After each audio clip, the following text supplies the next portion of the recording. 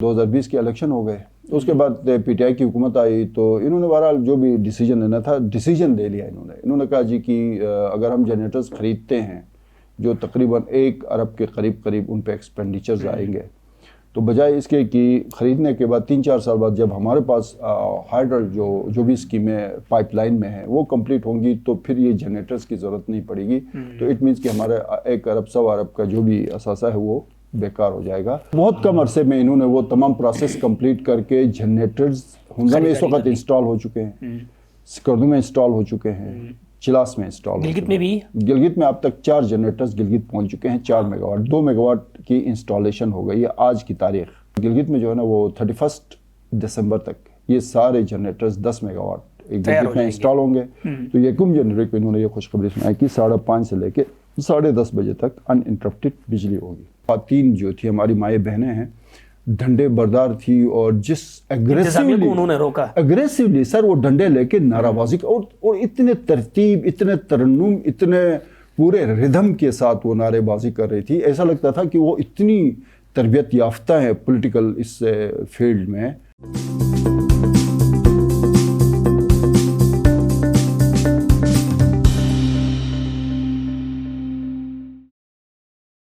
بسم اللہ الرحمن الرحیم، السلام علیکم۔ آئی بیکس میڈیا نیٹ ورک میں خوش آمدید۔ آپ دیکھ رہے ہیں پروگرام حالات حاضرہ اور میں ہوں آپ کا میزبان فہیم اختر۔ گزشتہ روز صوبائی وزیر اطلاعات گلگت بلتستان فتح اللہ خان کے ساتھ صحافیوں کی ملاقات ہوئی، جس میں مختلف مسائل پر گفتگو بھی ہوئی۔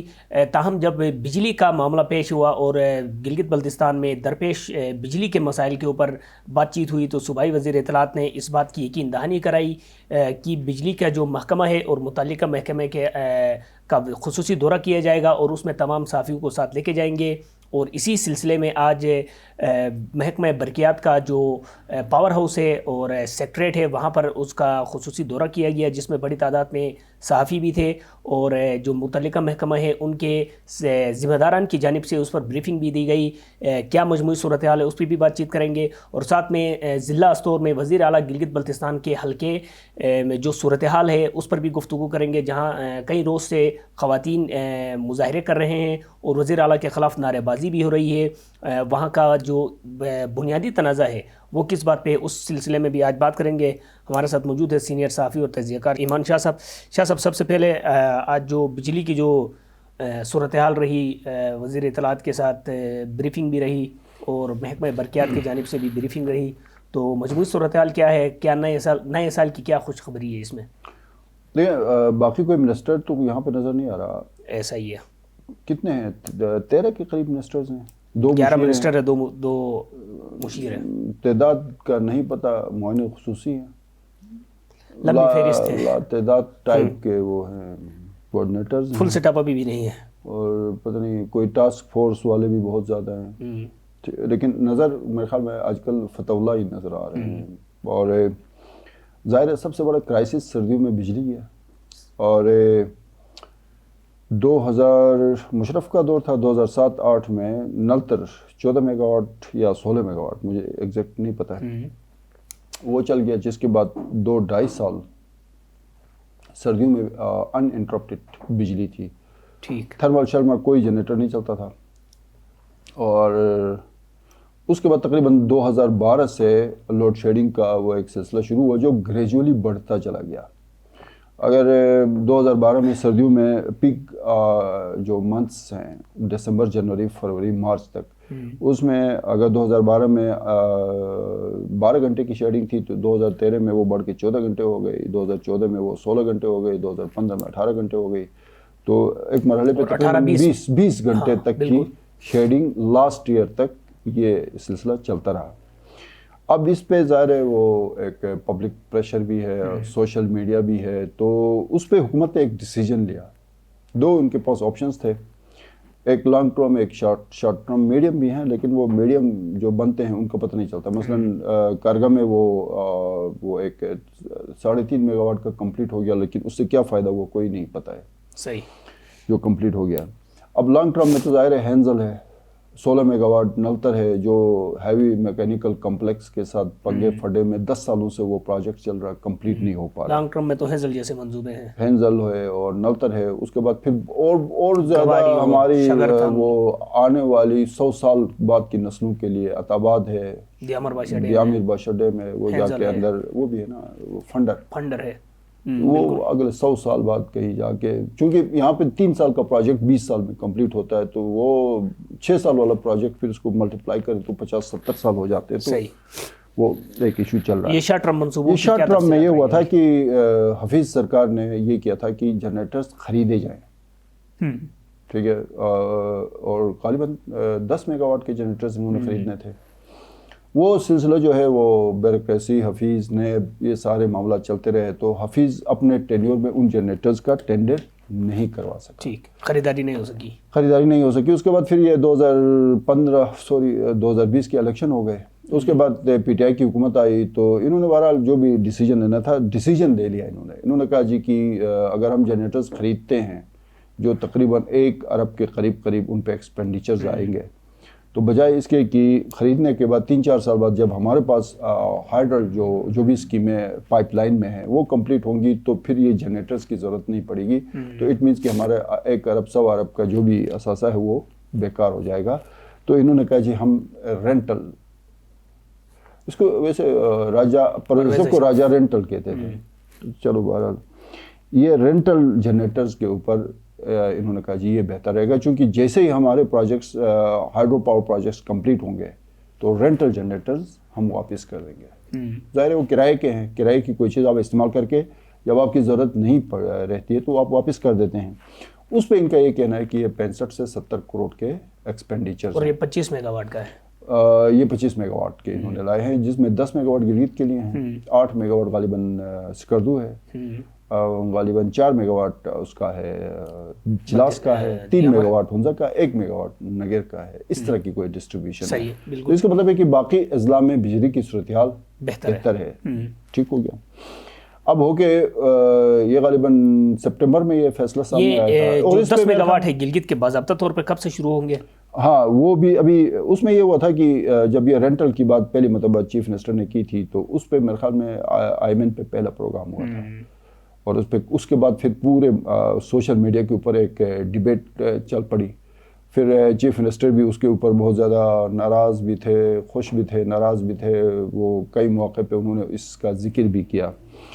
तो वो बहुत कम अरसे में इन्होंने वो तमाम प्रोसेस कंप्लीट करके जनरेटर्स हुंजा में इस वक्त इंस्टॉल हो चुके हैं, स्कर्दू में इंस्टॉल हो चुके हैं, चिलास में इंस्टॉल, गिलगित में भी, गिलगित में अब तक 4 जनरेटर्स गिलगित पहुंच चुके हैं, 4 मेगावाट, 2 मेगावाट की इंस्टॉलेशन हो गई है आज की तारीख।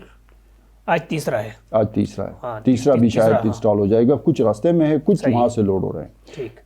आज जो ब्रीफिंग जिसको महकमा इत्तलात गिलगित बल्तिस्तान ने मैनेज किया था और फतहुल्लाह साहब उसको पूरा लीड कर रहे थे। अच्छा, उसमें मुश्ताक कहीं नज़र नहीं आया, मिनिस्टर महकमे का सेक्रेटरी भी नहीं था। महकमे का सेक्रेटरी नजीब साहब है, वो पाकिस्तान एडमिनिस्ट्रेटिव सर्विस में उनकी अपॉइंटमेंट हो गई, तो वो ज्वाइनिंग के लिए गए। अच्छा, चीफ इंजीनियर मौजूद थे, ठीक, मुर्तज़ा, लेकिन महकमे का जो वजीर है वो कहीं नज़र नहीं आया। फतहुल्लाह साहब थे। मम्मी जी ज़रा ज़ोर से बोले, आवाज़ नहीं आ रही है आपकी। अरे मैं ज़ोर से ही बोल रहा हूँ, आप कहीं बाहर निकलें। ये फ़ोन भी पागल हो गया यार। जानी अब तो जान छोड़ दे इस फ़ोन की। यार ये बेचने के लिए टाइम मिले तो नया लूँगा ना। अबे जानी कुछ हटके करना। ले हट गया, अब क्या करूँ? जानी तू गिलगित ऐप कर। क्या यार, तू भी नई ले आता है। जानी गिलगित ऐप से तेरा ये फ़ोन पूरे पाकिस्तान में कोई ना कोई तो ले ही लेगा। अच्छा, पूरे? हाँ, पूरा पाकिस्तान। ब्रो, गिलगित ऐप पे इस फोन की फोटोज लगा, मुनासिब कीमत लिख और पोस्ट ऐड कर। यार तू ये फोन बेच और गिलगित ऐप से नया फोन खरीद। ये क्या? तुम्हारा नया फोन। वाकई कुछ हटके कर।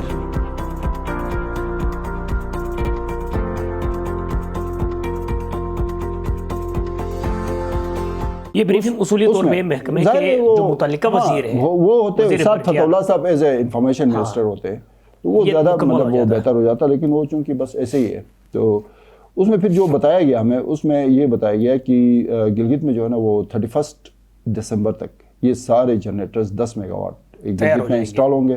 तो यकम जनवरी को इन्होंने ये खुशखबरी सुनाई कि 5:30 से लेके 10:30 बजे तक अनइंटरप्टेड बिजली होगी। 5 3 घंटे दिन, मुसलसल। 3 दिन। चौथे दिन जो है जो जिन 3 जोन्स में 3 इन्होंने कहा जोन्स जो में हमने तकसीम तकसीम किया किया है। हुआ 3 दिन तक वो 2 जोन्स में बिजली मिलेगी। शाम पीक आवर्स कहते हैं ना इनको, या पीकिंग आवर्स या पीक आवर्स जो भी होते हैं, 5:30 से 10:30 तक। उसके बाद जो चौथा दिन होगा वो एक जो जोन होगा उसके लिए फिर रात 10 बजे से 1 बजे तक या 1:30 बजे तक रात को बिजली ठीक है, देंगे। इसका वो तकसीम ये किया शेड्यूल उन्होंने। बताया। फिर दिन के औकात में उन्होंने कहा जी कि चूंकि इंडस्ट्री है, छोटी इंडस्ट्री है या जो भी है, उनके लिए भी 3 घंटे जो है वो 10 जो भी टाइमिंग होगी, टाइमिंग बाद में वो डिसाइड करेंगे।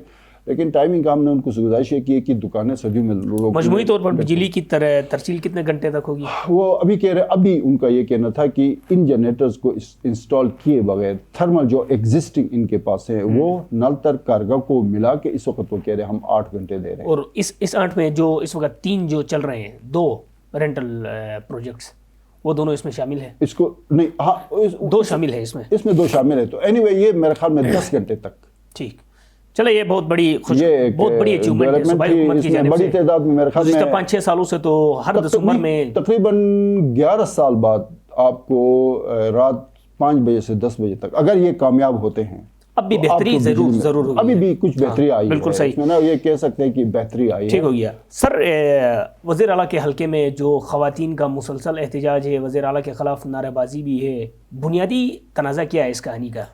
देखिए ये ज़रा इशू जो है ना वो इसको हम सिंपल भी कर सकते हैं, इसको कॉम्प्लिकेटेड भी कर सकते हैं। सिंपल इसका ये है कि ज़ाहिर हुदूद का तनाज़ा ये आप गोरीकोट से छोगाम के, गोरीकोट के बाद छोगाम का इलाका आता है, छोगाम के बाद कलालोट है, उसके बाद फिर ये रट्टू का इलाका आता है। वहाँ पे जो हदबंदी का इशू ये बहुत पुराना चला चोरित है। से छोगाम, हाँ वो लेकिन वो कहीं पे तनाज़ा छोगाम में है। लेकिन दरिया का लेफ्ट और राइट पे जाए तो गोरीकोट और छोगाम टच करते हैं। अच्छा। क्योंकि फिर मैं चूंकि वहाँ पे गया हूँ, चोरित भी गया हूँ इन एरियाज में, सही। तो लेफ्ट राइट को देखें तो फिर गोरीकोट और छोगाम के हदूद आते हैं। वो डायरेक्ट मिलते हैं। उस गोरीकोट के हदूद जहाँ से ख़त्म होता है वहाँ से 5 मील रट्टू तक के उस एरिया का जो भी तनाज़ा था बहुत पुराना चला आ रहा था ये। सही। ठीक है, ये अचानक कैसे उभर के सामने आया? इसमें जो है ना वो रट्टू, ज़ाहिर है रट्टू यूनियन काउंसिल है, वहाँ पे मेन एरिया जो है वो रट्टू है। ठीक है, रट्टू वहाँ जो अस्तूर का राजा था उसकी वो मलकियत वो बता रहे कि वो ज़मीनें वगैरह थी, वो मालिया वगैरह ये कलालोट और छुगाम और ये उनको देते रहे। बाद में इन्होंने उनसे ख़रीदारी की, फिर वो रट्टू वाले शायद तो उसके ख़िलाफ़ कोर्ट में गए। 2015 में सेशन कोर्ट अस्तूर ने एक डिसीजन दिया ठीक, जिसमें उनको पूरा तरीक़ाकार बताया कि इसके 5 मील के हुदूद का तयन किस तरह करना। वो मुख्तलिफ वजूहात की वजह से मेरे ख्याल में उस पे अमल दरामद पे की नौबत नहीं आई। मतलब 2015 के फैसले पे मेरे ख्याल में उसी वक्त अमल दरामद होना चाहिए था। ज़ाहिर वो सियासी बहुत सारी मजबूरियाँ होंगी, और उसको कहीं पे चैलेंज भी नहीं किया गया। चैलेंज भी नहीं किया उस सेशन कोर्ट के फैसले को। अब जाके उस हुदूद के तनाज़े पे अदालती फैसले के मुताबिक अगर कोई अमल दरामद एडमिनिस्ट्रेशन करने जा रही है या कर चुकी है, मेरे ख्याल में किसी हद तक उस पर अमल दरामद हो गया है। थोड़ी बहुत बदमज़गी हो गई लेकिन वो अमल दरामद हो चुका है। तो इसमें थोड़ा सा जो हमें 2-3 चीज़ें जो हम सोशल मीडिया पे, और वहाँ से मेरे ख्याल में जो हमारे बहुत अच्छे एक रिपोर्टर हैं नुमाइंदे शम्सुर रहमान, बिल्कुल शम्सुर रहमान ने जिस तरह से रिपोर्टिंग की, ज़ाहिर -10-11 का टेम्परेचर है वहाँ पे। उन दिनों में मेरे ख्याल में काफ़ी तेज़ तकरीबन बर्फबारी का एक माहौल था जिस तरह से हम देख रहे थे। तो वहाँ से भी हमें कुछ चीज़ें समझ आ गई और भी कोई रिकॉर्ड देखा, लेकिन हमें इस वक्त उस रिकॉर्ड के अंदर जाके कोर्ट के फैसलों को उस पर डिस्कस नहीं करना है। ये कोर्ट का फैसला है कि ये कोर्ट का फैसला था, उस पर बाइंडिंग थी इंतजामिया उसी वक्त की। ठीक, या तो वो कोर्ट के फैसले के खिलाफ कोई फरीद चीफ कोर्ट जाता, नहीं गए। अगर नहीं गए थे तो फिर एडमिनिस्ट्रेशन को उसी वक्त अमल दरामद का वो काम वज़ीर आला के खिलाफ फरीज़ा सर इंजाम। नारे क्यों? देखिए यही मैं लेके आ रहा हूँ। अब अगर एडमिनिस्ट्रेशन ने वहाँ जाके उस कोर्ट के फैसले पे अमल दरामद करने के लिए अपना किरदार अदा किया है, चोरित भी वो थोड़ा सा वहाँ इन टच है, वहाँ पे ज़ाहिर है PMLN के फरमान साहब बैठे हुए हैं सारे उसमें। फिर रट्टू में आप जाएं तो नासिराबाद गांव और वो वहाँ पे हमीद साहब का वो पूरा इलाका है। फिर डॉक्टर अब्बास साहब भी कहीं पे इसमें एक्टिव थे। ठीक, डॉक्टर अब्बास साहब अस्तूर में है, वो बड़ा ज़बरदस्त काम कर रहे हैं। लेकिन वो उस यूनियन काउंसिल में तो नहीं है।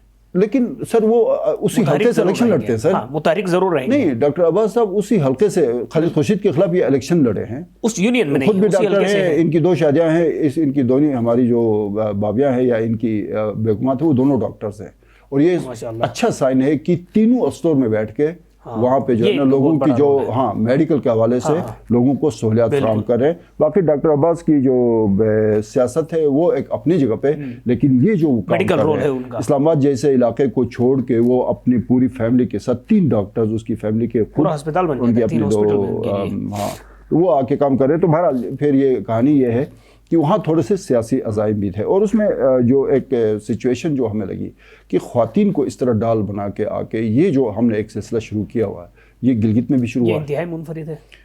اب اس کو منفرد کہہ رہے ہیں یا علاقائی روایات کے خلاف کہہ رہے ہیں. دیکھیں خواتین کا رول شروع ہو جاتا ہے, لیکن جہاں پہ مرد خدا اس طرح کی مثال ماضی میں کم از کم نہیں ملتی ہے. دیکھیں یہاں پہ بھی ہوتا رہا نا, بجلی پانی کے ایشوز پہ. اب گلگت بجلی پانی تو سمجھ آ جاتا ہے نا, لیکن کوئی سیاسی تنازع نہیں رہا, علاقائی کوئی تنازع نہیں رہا, ہاں کہ اس کے اوپر اس طرح خواتین ہیں, اور جس طرح سے وہ خواتین جو تھی ہماری مائیں بہنیں ہیں ڈنڈے بردار تھی, اور جس انتظامیہ کو انہوں نے روکا اگریسولی سر وہ ڈنڈے لے کے نعرہ بازی کا, اور اتنے ترتیب, اتنے ترنم, اتنے پورے ردھم کے ساتھ وہ نعرے بازی کر رہی تھی. ایسا لگتا تھا کہ وہ اتنی تربیت یافتہ ہے پولیٹیکل اس فیلڈ میں, اور جس طرح کے سلوگنز آپ نے سنے ہوں گے بڑے وہ پاپولر ہوئے, وائرل ہے. تو یہ ایک جو خواتین کو ڈھال بنانا, اور پھر اس میں پھر چیف منسٹر کے خلاف نعرہ بازی. بھائی ٹھیک ہے, چیف منسٹر کے تعلق اس یونین کونسل سے ہے, رٹو سے ان کا تعلق ہے. اب 5 سال تک ایک حکومت نے یا انتظامیہ نے عدالتی فیصلے پہ عمل درآمد کی زحمت گوارا نہیں کی, تو اب انہوں نے کی ہے. اور ڈی سی نئے گئے ہیں وہاں پہ, ذوالقرنین صاحب گئے ہیں, بڑے ایکٹیولی پرفارم کرتے ہیں, جو اسسٹنٹ کمشنر تھے, اس کے بعد ڈی سی نگر تھے, اب وہ ڈی سی استور ہیں. ٹھیک ہے, تو انہوں نے جا کے اگر ایڈمنسٹریشن میں اس پہ عمل درآمد کرایا, تو وہاں پہ جس طرح سے نعرہ بازی کی گئی, اور کچھ ویڈیوز میرے پاس ایسی ہیں جس میں کچھ اس طرح کے سلوگنز استعمال کیے گئے ہیں جو کسی بھی طور ایز ایک پاکستانی کو زیب نہیں دیتے ہیں. وہ یہ کہہ رہے جی کہ اگر ہمیں اس طرح سے آپ نے ٹارچر کیا تو ہم یہ والا راستہ اختیار کریں گے. اب میں وہ اس چیز کو زیادہ ایکسپلین نہیں کر سکتا, لیکن یہ ایک افسوسناک عمل ہے جو کچھ ہوا.